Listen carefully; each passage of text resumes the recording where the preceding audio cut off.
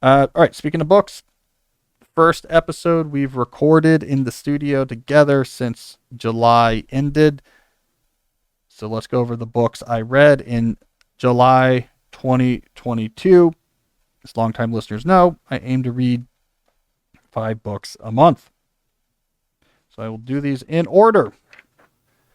The first book I read in July was From Zero to Maker by David Lang. I was in a DIY maker mood. In June, I think I had read, if I'm remembering right, Adam Savage's the Mythbusters memoir about being a maker or whatever. So I was in that mindset. So I read this book, and it was about someone who left his office job or got fired from his office job, got really into being the DIY maker community, and started a company about building DIY underwater ROV robots. And it was a book he wrote for Make Magazine's publishing imprint about how to become a maker. So I think it was a really interesting premise. The book is, it didn't come together because it was partially memoir. That's kind of interesting, his story, but partially like, let me give you resources on being a maker. And so that mixed together, I think, kind of let the steam out of the engine a little bit. But it was interesting. Some interesting case studies in there. All right. The next book I read was The Monster's Bones by David Randall. This is one of the big nonfiction releases, I think, of this summer. So it's a nonfiction book about the start of the American History Museum in New York, and in particular the fight to get the first major dinosaur bone exhibits, like the complete dinosaur bones in your museum. And getting the first Tyrannosaur, I believe, is what really helped the American Museum of History in New York really take off. And it focuses on this really interesting character, actual name, Barnum Brown. This Kansas farm boy who is not from the sort of elite educated bastions that the big bone hunters were from, the Copes, the Osborns, but he became like the world's best dinosaur bone hunter. He was just very good at it. So it really follows his story. He found the first Tyrannosaur, and a couple other major firsts, and he just was a natural born bone hunter. And it sort of follows him and the story of all these museums trying to hunt down these bones. It was pretty good. Good book. Then I read, I don't know what fool gave this book to me, but I read A Man for All Markets about Edward Thorpe. This came from Jesse, who thought I would like it. I did. Edward Thorpe's an interesting guy. So it's the memoir of Edward Thorpe.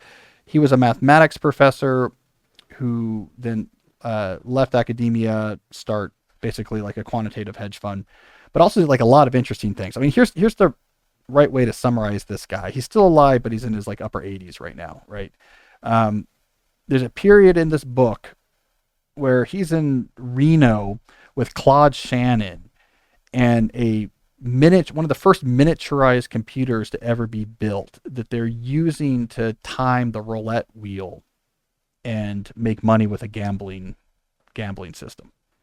It's like an interesting guy. Like, he's just interested in, he wrote a book called Beat the Dealer famously in the 60s, where it's the first time someone had really used a computing power to actually run through and calculate the win probabilities of different strategies against blackjack. And he figured out if you do the right type of, what's the optimal strategy without card counting, the dealer still had an advantage, and then with card counting, what the optimal strategies are. And he ran this all punch card programs through computers and figured out, like, yeah, you could have an edge on the casino with these systems, right? So it's another thing, he got into. Then he realized at some point that Wall Street was like a much more interesting casino, and they couldn't kick you out just because they didn't like you were winning too much. And so then he went there and he made a lot of money in Wall Street. He was early to sort of hedging strategies.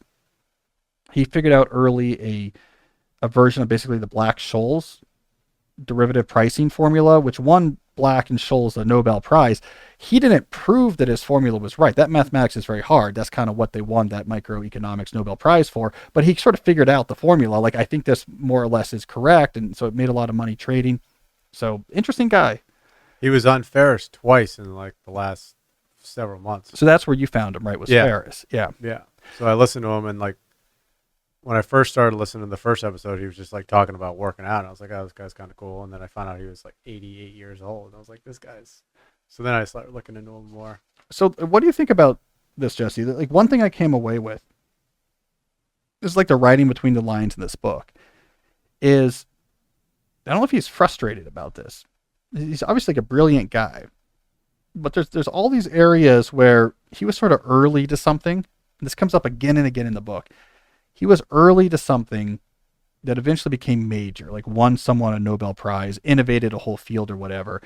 And he would always get to the point where, okay, I more or less know what's going on here, and then moves on. And then someone would come in later and sort of do the work more thoroughly and become very famous. And then someone would come in here. So like he had these kind of breakthroughs in economics, but never really pushed them through. Other people did and became world famous economists. Had these breakthroughs in how to run hedge funds, made himself, millions of dollars, but he's defensive about, he was never a $1 billion hedge fund. He was never one of the big guys, like the guys who swung in and like leveraged up and pushed these ideas and made the huge money. So it's like an interesting. Yeah. The one thing that happened to his fund was there was a little bit of trouble with that guy in New Jersey. So they had to close it down. Yeah. So I think if that didn't happen, who knows what. But also, he never seemed interested in world conquering. Yeah. Well, I think he wanted to hang out with his family and his wife, and he wanted to work out and do interesting stuff. A good life. Yeah. Like kind of like a deep life. That's what I'm thinking. So I think he's like he's an interesting case study for different models of the deep life. And like, I think he's someone that was definitely thinking, I've got this asset, which is this high octane brain, because he just like wanders into these areas and does like good work. And he said, okay, I have two options here. I could go all in with this brain on something. And I think for him, it could be essentially like make a run for a Nobel type thing or whatever, like getting a endowed chair at U Chicago or something, like really like being a big guy in economics. Or he could have gone all in and be like, I want to be, I want billion plus net worth. And like both of those things were probably on the table for him. And he said, instead what I'm going to do is I'm going to take advantage of this brain, which means I can come in and out of a lot of things, like make enough money to be comfortable, explore, do interesting things, have control over my time. And that's the route he went. And I think you're right to point out the deep life, because if you're looking at the buckets of the deep life and trying to think through how am I going to service all of these buckets, it's not a bad strategy if you're super smart.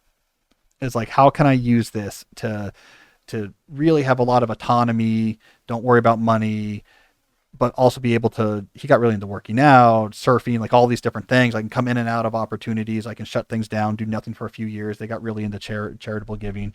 I think initially when he was first, after he got his doctorate, he was, because he mentions in the book, he didn't have a ton of money. So then he made some money off the publishing the book. And then I think once he started making it pretty decent. And then he realized he was probably set, Yeah, and definitely the stock stuff too. Yeah, like, the stock stuff made him millions. Yeah, but in the period of time where he was like looking to where to go, like he was a good professor, not a great professor. Like everything he did was competitive fields where he was good, not great, but he moved through a lot of the fields. Like he wasn't at a top economics department, but actually was doing cool applied math work, but then left.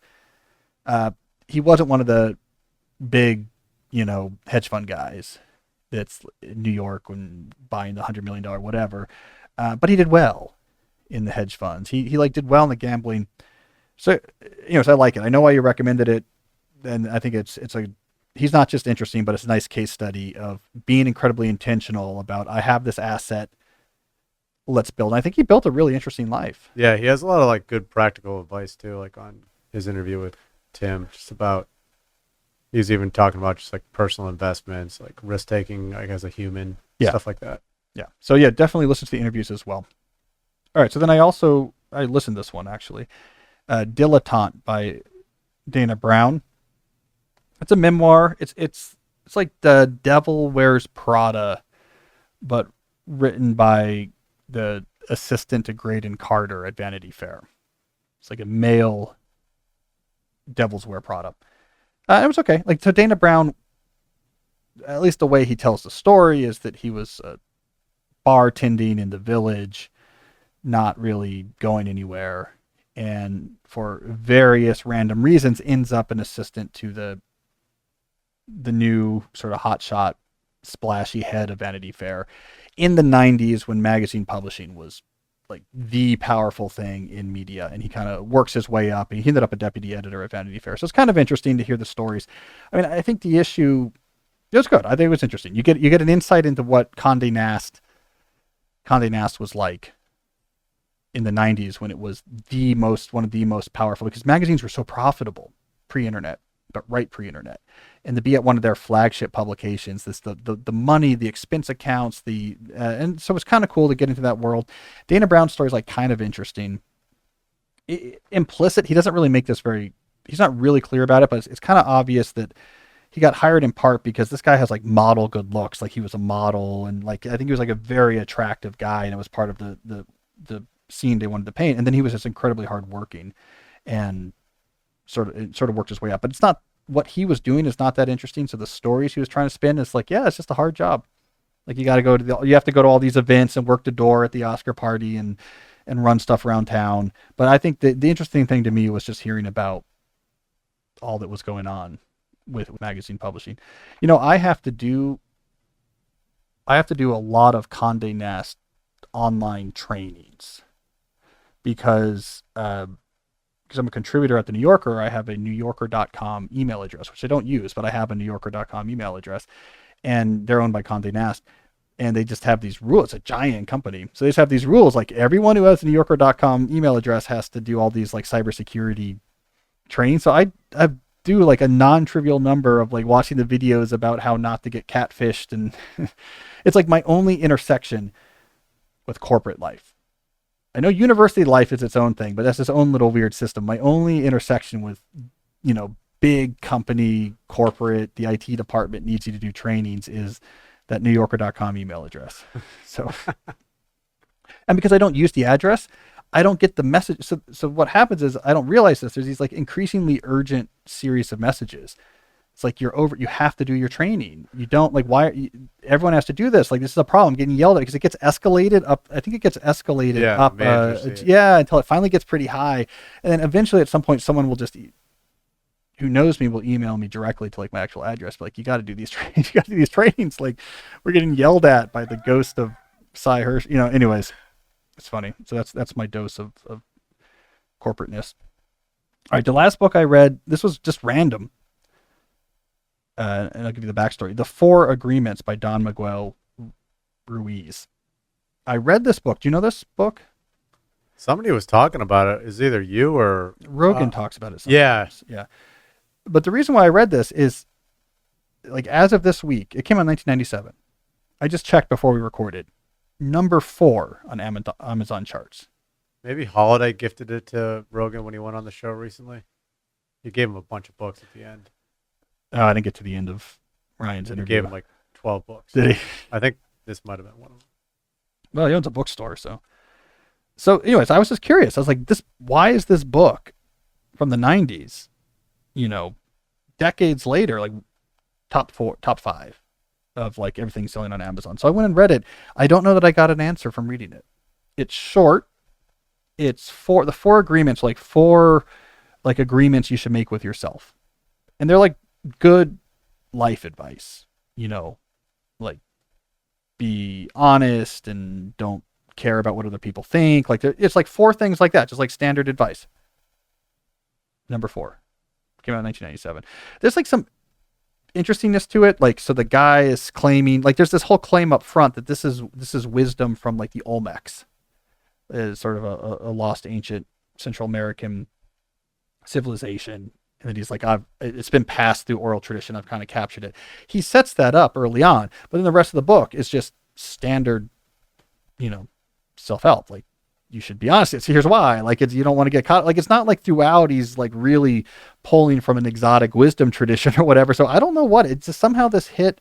It's good advice. I don't know. I have heard Rogan talk about it. It's like my whole life is built on it, and maybe that's why it's number 4, because I guess if that guy was saying you should read this. Probably, yes. Yeah. Audience. So I don't know. But here's my quiz. All right, so then I looked up, because I was looking this up. So I wrote down the top 5, as of this moment, the top 5 books this week on Amazon charts. Well, Are you looking at it right now? I'm looking at. I was going to quiz you. Because to be on the Amazon charts, it's not like momentarily are you number one.